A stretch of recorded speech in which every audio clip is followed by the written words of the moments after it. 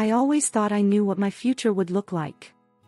My name's Bella, and not too long ago, I was just another finance major fresh out of college, navigating the twists and turns of the corporate world. Then, Michael came along. He was everything you'd imagine a successful businessman to be: confident, driven, and, well, pretty charming. Our first meeting was almost like a scene out of a movie. I was at a local coffee shop, buried in my laptop, when he walked in. I remember him ordering a coffee and then, with a smooth confidence, taking the seat opposite me. "Sorry, is this seat taken?" he asked, though he was already sitting down. I looked up, a bit annoyed at first. "It is now, isn't it?" I replied, trying to mask my surprise with a bit of sass. He just chuckled. "I'm Michael. And you are?" "Bella," I said, closing my laptop, figuring this could be a more interesting conversation than my spreadsheets. From there, it was like we were drawn into each other's worlds. He told me about his business ventures, and I shared my ambitions in finance. He was impressed, or at least he seemed to be. "You've got a sharp mind, Bella. Ever thought of diving into the business world yourself?" he asked, his eyes locking with mine. I laughed. "And leave the thrilling world of finance? I don't know." He smiled, and that smile would soon become a familiar part of my life. Fast forward a bit, and our casual meetups turned into dates. Before I knew it, I was deeply in love. Michael was persuasive, always knowing what to say.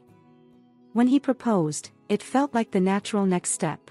I was young, in love, and ready for a new chapter. So, I left my job, ready to start this new life with him. Becoming a housewife wasn't my plan, but with Michael, it felt right. I took pride in making our house a home. He'd come home from work, and I'd be there, ready with dinner and eager to hear about his day. "Smells great, Bella. You really know your way around the kitchen," he'd say with a contented sigh. I'd blush and reply, "Well, I have a great teacher, my mom. She always said the way to a man's heart is through his stomach." He'd laugh, kiss me on the forehead, and we'd sit down to eat. Those days were simple and happy. I felt like I had everything I needed: a loving husband and a cozy home. Life has a funny way of throwing curveballs when you least expect them. I was settling into my new role as a housewife, content in the routine I had built with Michael. But as time went by, I started noticing changes in him, subtle at first, but they grew harder to ignore. It started with small comments about the meals I cooked. I remember one evening, I had spent hours in the kitchen, trying out a new recipe I thought he'd love. As he took his first bite, I watched eagerly for his reaction. "This chicken is a bit dry, don't you think?" he said, barely looking up from his plate.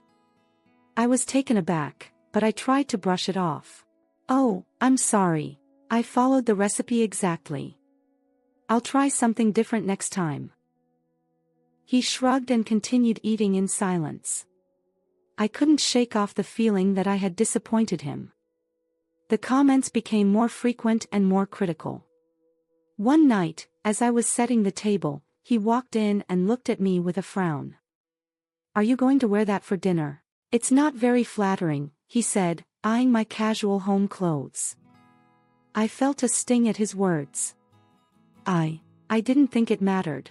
I'm just at home, after all." He let out a sigh. "It wouldn't hurt to try a little, Bella. Appearance matters."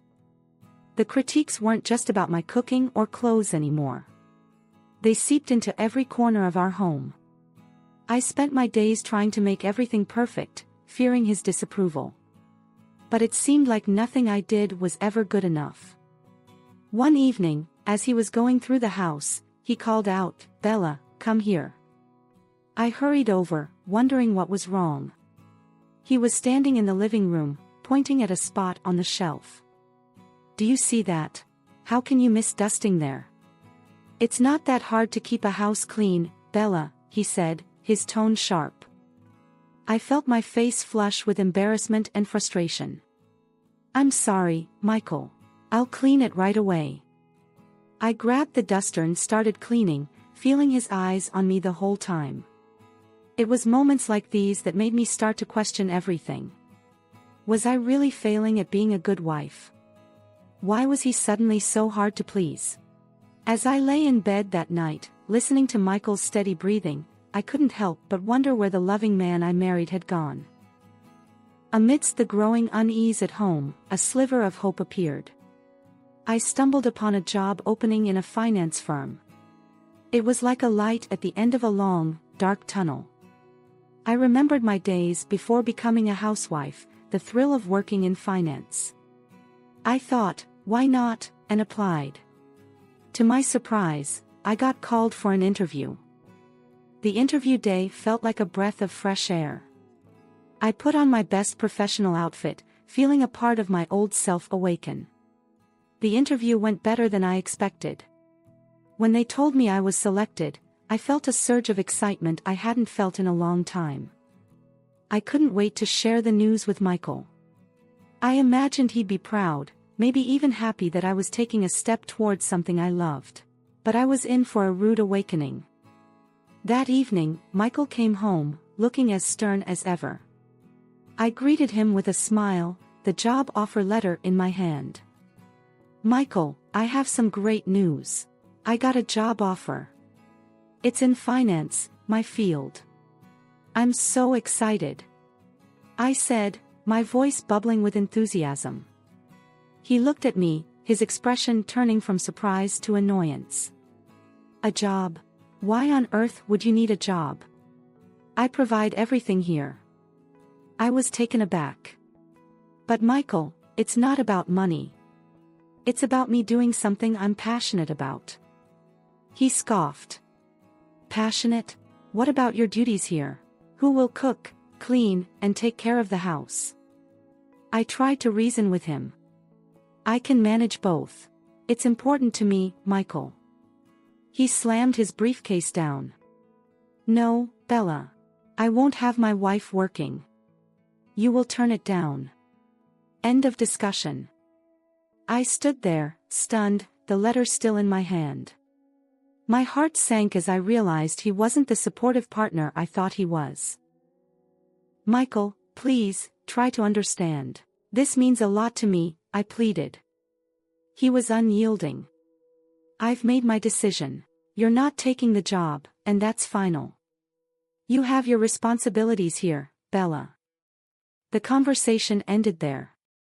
He walked away, leaving me standing in the middle of the living room, my hopes dashed. I realized then that Michael's control extended beyond the walls of our house. He wanted to dictate my dreams too. Life at home with Michael turned from challenging to unbearable. His criticisms became harsher, and my spirit grew dimmer with each passing day. The joy I once found in managing our home turned into a relentless cycle of trying to meet impossible standards. One evening, Michael came home later than usual. I had prepared his favorite dish, hoping to bring some warmth to the evening. The clock ticked away as the food cooled on the table. When he finally walked through the door, his face was set in a frown. Sorry, I'm late. Work was a nightmare, he grumbled, hanging his coat. I offered a weak smile.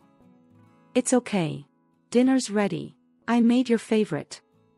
He sat down, poking at the food with his fork. This is cold. Can't you time the meals better, Bella? I felt a surge of frustration. I can't predict when you'll be home, Michael. I kept it warm as long as I could. He shot me a stern look. That's no excuse. If you managed your time better, this wouldn't happen. I bit my lip, trying to hold back tears. I do my best, Michael. He scoffed. Clearly, your best isn't good enough. That remark cut deep. The dinner I had prepared with care now felt like a symbol of my failure. The criticisms didn't stop there. Michael's scrutiny extended to every corner of our house. One day, he pointed out a spot I had missed while cleaning. Bella, how many times do I have to tell you? This place needs to be spotless. I knelt down, scrubbing the spot vigorously. I'm sorry, I must have missed it. He stood over me, his tone harsh. You're always sorry, but nothing changes. You need to do better. I was exhausted, emotionally and physically. It felt like I was losing a battle I didn't even know I was fighting. His late nights became more frequent, and his excuses more vague. Work was all he'd say when I asked where he had been. I stopped asking after a while, afraid of his cold responses. Lying in bed that night, I listened to the silence of the house. It was in that stillness that I made a decision. I didn't know how or when, but I knew I had to reclaim my life, my independence. The next morning would be the first step towards a new beginning, I promised myself. It was time to break free from this cycle. Amid the chaos at home, I had a secret. A secret that gave me a sense of control and hope. Before I met Michael, my grandmother had left me a substantial amount of money. Out of respect for her memory and her belief in my financial acumen, I had quietly invested that money. Michael knew nothing about it. This secret was my lifeline, a silent rebellion against the constraints of my life with him. One day, while Michael was at work, I checked my investment portfolio. The stocks I had chosen were performing well, much to my relief and pride. I remember whispering to myself, "You're doing all right, Bella. Better than all right." It was a small victory, but in my world, it meant everything. It was proof that I could make smart decisions, that I had a skill that extended beyond the walls of my house. Later that evening, Michael came home, his mood sour as usual. He started nitpicking the moment he walked in. "Bella, why are these curtains still here?" "I thought I told you to get new ones," he complained, barely glancing at me. I responded calmly, "I haven't had the chance to go out yet. I'll take care of it soon." He scoffed. "You always have some excuse. It's not that hard to manage a household, you know." I bit my tongue, holding back the retort that was on the tip of my tongue. Instead, I turned my attention back to the dinner preparations, my mind racing. That night, after Michael went to bed, I sat at my computer, looking over my investments again. Each figure on the screen was a testament to my capabilities, a sharp contrast to the doubts Michael tried to plant in me. I started planning more carefully, considering different investment options, researching, and strategizing. It was exhilarating, feeling the gears in my mind turn, unobstructed and efficient. One day, I mustered the courage to broach a financial topic with Michael. It was a risk, but I needed to know where I stood. "Michael, have you thought about investing? It might be a good way to grow our savings," I suggested cautiously during dinner. He looked at me, surprise evident on his face. "Investing? What do you know about investing?" I tried to keep my tone light. "Well, I've read a bit. It's interesting, and it could be beneficial." He laughed, a cold, dismissive sound. "Let me handle the finances, Bella. That's not something you need to worry your pretty little head about." His words stung, but they also fueled a quiet determination within me. I didn't argue, just nodded and changed the subject. As the days rolled on, my patience and resilience wore thin under the constant strain of Michael's criticisms. The house that once felt like a sanctuary now felt like a prison, with Michael as the unrelenting warden. It was a typical evening, but what transpired would mark the turning point in my life with Michael. I had spent the day cleaning and cooking, trying to ensure everything was perfect to avoid any conflict. Michael arrived home late, as had become his habit. The dinner I prepared was still warm, but I could feel the tension in the air as he walked in. "Evening," I said, trying to sound cheerful. "Dinner is ready."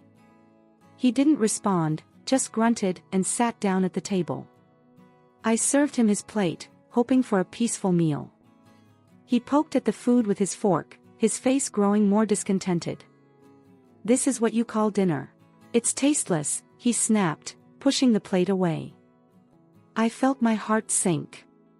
I followed the recipe exactly, Michael. I thought you'd like it. He glared at me, his voice rising. You thought wrong, then.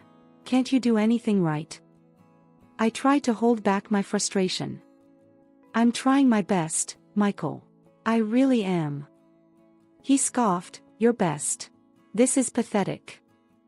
Then his face was twisted with anger. He grabbed a handful of spaghetti and threw it at me.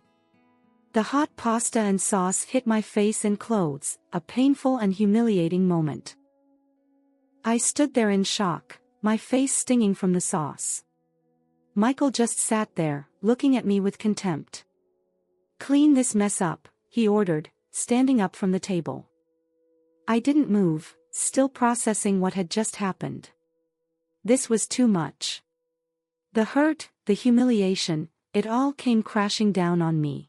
Michael, how could you? I managed to say, my voice trembling.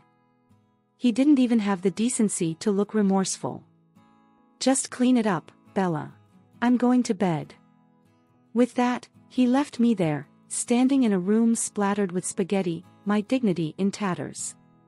I slowly started to clean up, the tears I had been holding back now streaming down my face. That night the events of the evening replayed in my mind. The realization hit me like a ton of bricks. This wasn't love, this was control, disrespect, and humiliation. I couldn't live like this anymore.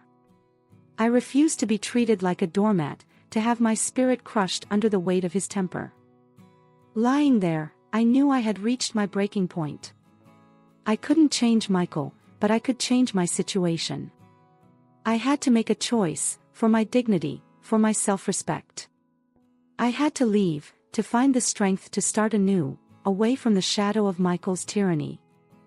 The morning after the spaghetti incident, I woke up with a resolve stronger than I'd ever felt.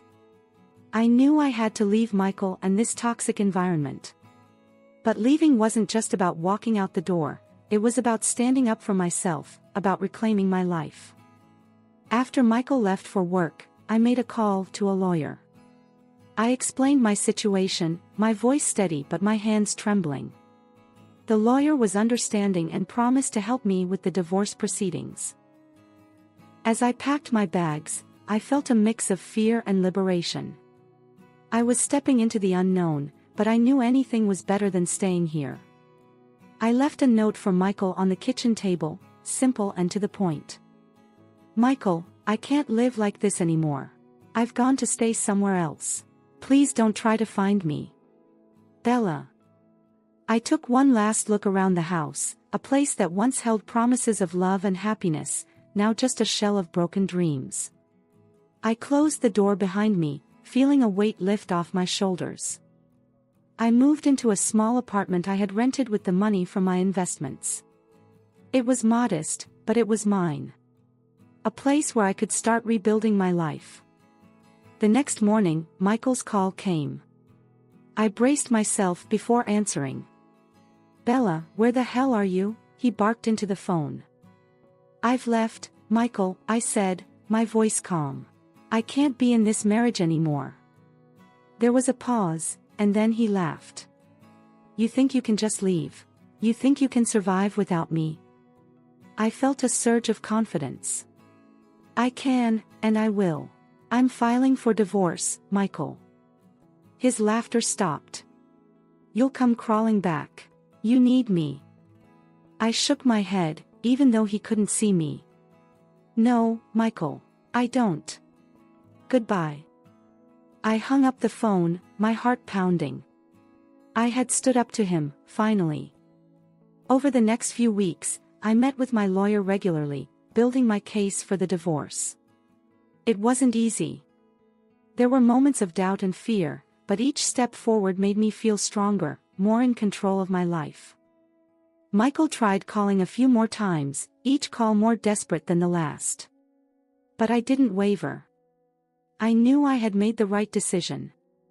As the day of the divorce meeting approached, I prepared myself to face Michael one last time. I was no longer the scared, submissive wife he was used to.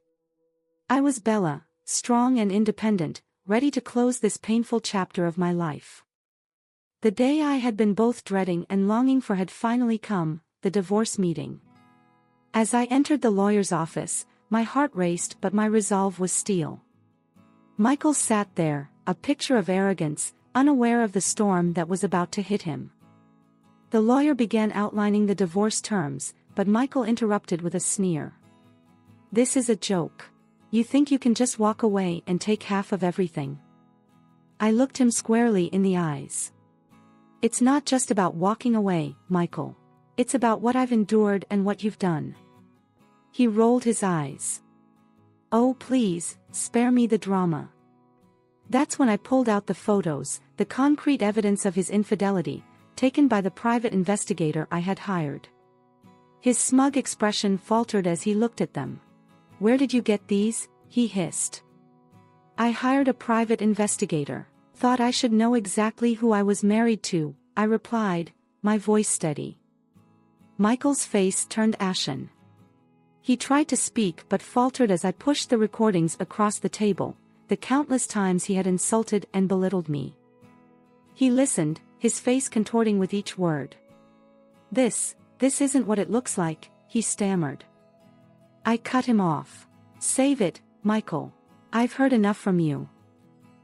He suddenly shifted gears, his voice tinged with desperation. "Bella, please. Think about my reputation. We can settle this quietly." I shook my head. "No, Michael. You didn't think about me, our marriage, or your reputation when you did all this." His pleas grew more frantic. "I'll lose everything, Bella. My reputation, my business. Please, I'm begging you." I remained unmoved. "You should have thought about that before. I'm done protecting you." The lawyer finalized the terms, and it was clear that Michael was going to lose much more than just his marriage. He looked defeated, a shell of the man who once thought he controlled everything. As I signed the papers, I felt a sense of empowerment wash over me. I was no longer the woman who tolerated his insults and infidelity. Standing up, I faced Michael one last time. "This is the result of your actions, Michael. You're losing much more than your property and reputation. You're losing someone who once loved you, who you took for granted." Walking out of that office, I felt a weight lifted off me. The sun seemed to shine brighter, the air felt lighter, and I felt freer than I had in years. I had stood up for myself, and in doing so, I had found my strength. This wasn't just the end of a painful chapter, it was the beginning of a new life, my life, on my terms.